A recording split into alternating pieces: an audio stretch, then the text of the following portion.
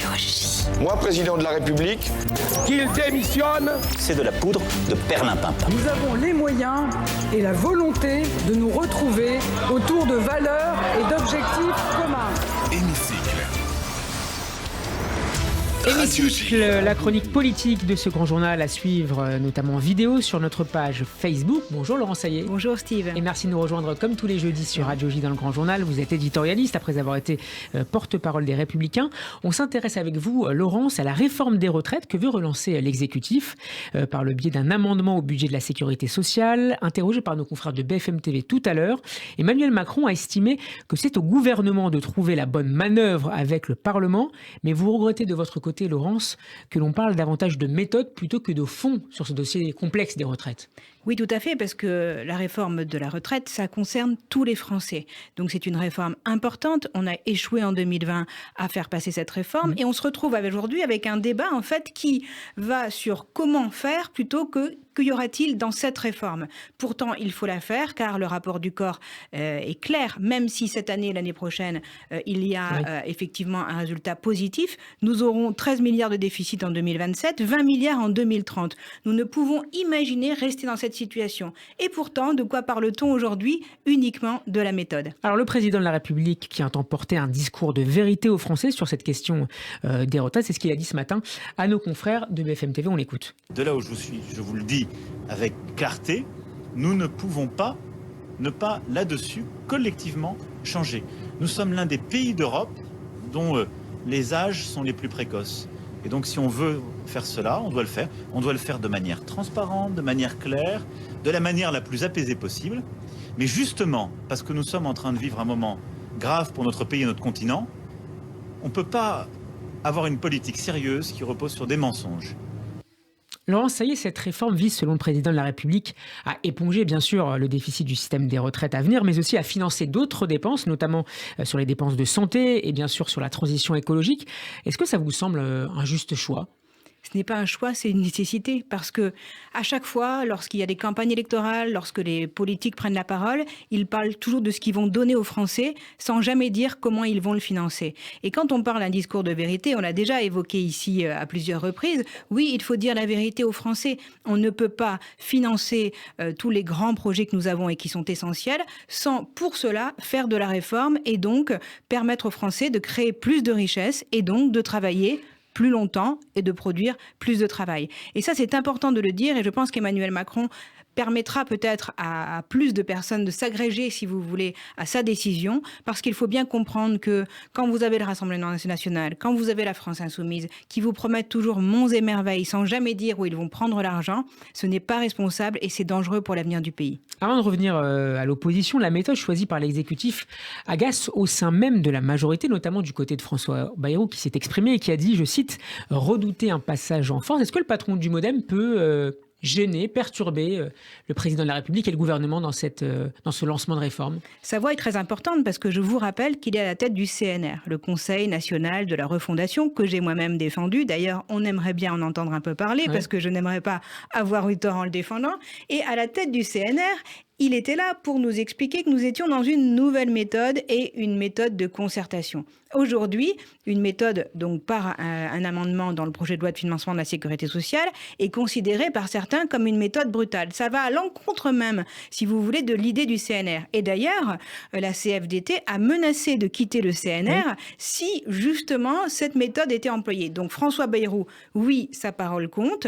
Maintenant, c'est une parole parmi d'autres. Et vous comprenez cette parole, ainsi que celle des syndicats, sur le passage en force? Moi, je pense, j'ai une idée très radicale sur le sujet. Je pense que ce n'est pas un passage en force. Moi, je suis une femme de droite. J'ai toujours voulu cette réforme des retraites. Et donc, je ne vais pas vous dire qu'il ne faut pas la faire. Et choisir le moment, en ce moment, oui, il faut le faire maintenant. Car on va avoir un hiver très difficile pour toutes les raisons que vous connaissez. Parce qu'il y a la guerre, parce qu'on a un problème énergétique, parce qu'on a un problème de pouvoir d'achat. Et si on ne fait pas cette réforme, il se passera ce qui s'est passé en 2020. Il y a eu un 49.3. La réforme des retraites a été balayée par l'épidémie de Covid. Donc évidemment qu'il faut en venir à ça. Mais il y a une opposition encore plus gênante, me semble-t-il, c'est celle de Yaël Braun-Pivet, présidente de l'Assemblée nationale. Oui. Vous vous rendez compte, présidente de l'Assemblée nationale. Donc elle a été élue notamment grâce au groupe de la majorité. Elle va s'opposer à ce qui sera peut-être demandé à la majorité. Et là, on a un véritable problème, mais qui explique une chose simple. Il est très difficile de faire coexister au sein d'un parti politique de la gauche et de la droite. Et on retrouve aujourd'hui ce clivage gauche-droite au sein de la majorité. Alors dans l'opposition, les groupes LR, NUPES et RN dénoncent ce projet de réforme des retraites. Chez les Républicains en particulier, Laurent Sayé, est-ce qu'il n'y a pas malgré tout des convergences possibles sur cette réforme des retraites ? Alors c'est un vrai piège pour les Républicains, parce que comme je vous l'ai dit tout à l'heure, quand on est de droite, dans notre ADN, on a la retraite à 65 ans. Donc ça a été promis notamment par Valérie Pécresse pendant la campagne présidentielle. Comment vont-ils aujourd'hui s'opposer à une réforme qu'ils sont censés défendre ?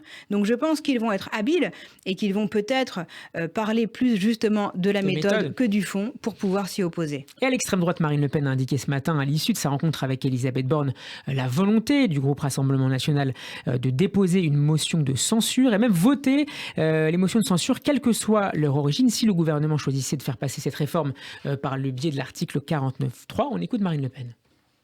Non, je n'ai eu absolument aucune information sur ce sujet. J'ai indiqué à la Première ministre que je fais ce que je dis et que je dis ce que je fais, que donc je lui ai clairement dit que s'ils entendaient faire passer la réforme des retraites par l'intermédiaire d'un amendement au projet de loi de finances de la sécurité sociale et en utilisant le 49.3, alors nous déposerions une motion de censure et nous voterions les motions de censure qui seraient déposées, quelle que soit leur origine.